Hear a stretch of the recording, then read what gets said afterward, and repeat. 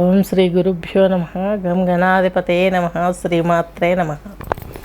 ఈరోజు మనం 2026 జూన్ మాసపక్ష ఫలితాలు తీసుకుంటున్నాము.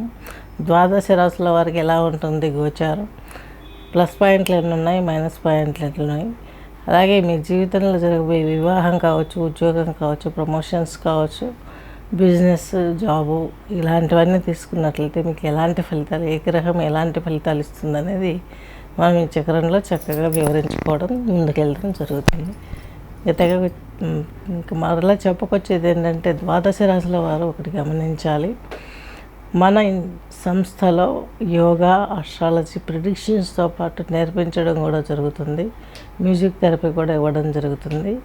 చక్కగా మీరు నేర్చేసుకోవచ్చు. ఇంట్రెస్ట్ ఉన్న వాళ్ళు కాంటాక్ట్ చేయగలరు. నెక్స్ట్ మిథున రాశి, మిథున లగ్నం తీసుకున్నట్లయితే మృగశిర నక్షత్రం 2 పాదాలు, ఆరుద్ర 4 పాదాలు, అలాగే పునర్వసు నక్షత్రం 3 పాదాలు కలిపి ఈ యొక్క మిథున రాశి, మిథున లగ్నం కిందికి వర్తిస్తుంది. మిథున రాశి, మిథున లగ్నం తీసుకున్నట్లయితే మీకు మీ యొక్క రాశాధిపతి, అలాగే చతుర్థాధిపతి అయిన బుధుడు 2లో ఉన్నాడు, శుక్రునితో కలిసి ఉన్నాడు, అలాగే గురువుతో కలిసి ఉన్నాడు. గురువుతో కలిసి ఉండడం కొంచెం టెన్షన్ వాతావరణాన్ని కలుగజేస్తుంది. ఆయన ఇచ్చే కారకత్వాలను కూడా ఆయన ఫాలో అవ్వాల్సి వస్తుంది. కాబట్టి మీకు జీవిత భాగస్వామి దొరుకుతుంది, కానీ కొంచెం పెడసరంగా ఉండే అవకాశాలు స్టార్టింగ్లో కనిపిస్తాయి. తర్వాత సర్దుపుచ్చుకునే అవకాశం స్పష్టంగా ఉంది.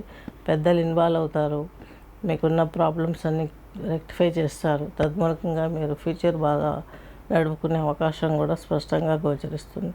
నెక్స్ట్ మీకు వచ్చేసి గురువు వచ్చేసి బుధ యొక్క మిథున రాశి, మిథున లగ్నానికి సప్తమాధిపతి, అలాగే దశమాధిపతి. ఈయన 2లో ఉండడం, మిథున రాశికి 2లో చాలా బాగుంటుంది. సొసైటీలో మంచి వాళ్ళు వస్తారు, అలాగే జీవిత భాగస్వామి మంచివారు వచ్చే అవకాశం ఉంది. ఈ యొక్క స్పోర్ట్స్కి సంబంధించినటువంటి గేమ్స్ ఆడడం వీటన్నిటిలో కూడాను మీకు అభివృద్ధి కనిపించే అవకాశం ఉంది. మినీ మీడియా రంగంలో ఉన్న వారికి మంచి మనకు సపోర్ట్ దొరికే అవకాశం ఉంది, అవుట్ సైడ్ నుంచి, ఇన్సైడ్ నుంచి. నెక్స్ట్ వచ్చేసి శుక్రుడు మీకు 2వ ఇంటిపతి, అలాగే పంచమాధిపతి. ఈయన 2లో ఉండడం చాలా బీభత్సమైన మంచి జరుగుతుంది. సంతానం బాగుంటుంది, ప్రమోషన్స్ బాగుంటాయి. ఈ యొక్క సాఫ్ట్వేర్ రంగంలో పడిపోయిన వాళ్ళకంటే ఎక్కువ సంవత్సరాలు ఉన్నవారితో పాటు తీసుకుంటే సీనియారిటీలో ఉన్నవారికి, ఎక్కువ సబ్జెక్ట్ ఉన్న వాళ్ళకి మాత్రం ఎటువంటి ఇబ్బంది లేదు. అందరి గురించి ఎవరు టెన్షన్ తీసుకోవాల్సిన అవసరం లేదు. కాకపోతే విష్ణు సహస్రనామం పారాయణ చేయండి.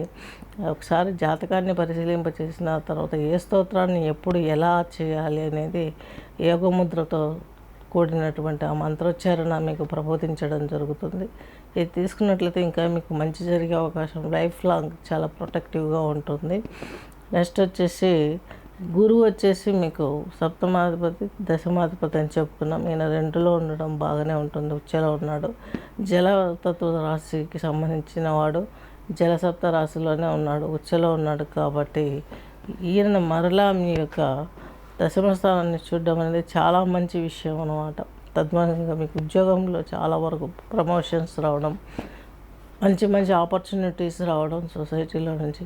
అలాగే ప్రయత్నాలు ఎక్కడికైనా వెళ్ళి వేరే కంట్రీ వెళ్ళి సంపాదించుకోవాలి, ఎడ్యుకేషన్ కొనసాగించాలనే ఆశయాలు ఉన్నవారికి రాహు 9th హౌస్లో ఉన్నారు కాబట్టి దూర ప్రయాణాలను ఇండికేట్ చేస్తాడు. కాబట్టి కొంచెం కష్టమైన, నిష్ఠూరమైన వచ్చే అవకాశం ఉంది, వెళ్ళి వచ్చే అవకాశం ఉంది. కానీ రిస్క్ తీసుకోవద్దు. ప్రపంచం వస్తున్న కాలమానాలు, ఎడ్యుకేషన్ లెవెల్స్ ఇవన్నీ చూసుకున్నట్లయితే అక్కడికంటే ఇక్కడ ఇంకా ఉన్నతమైన ఎడ్యుకేషన్ ఉంది. కాబట్టి 1-2 సార్లు ఆలోచించి మీ జీవితాన్ని చిక్కుమయం చేసుకోకుండా కాపాడుకోగలుగుతారని ఆశిస్తూ స్వస్తి.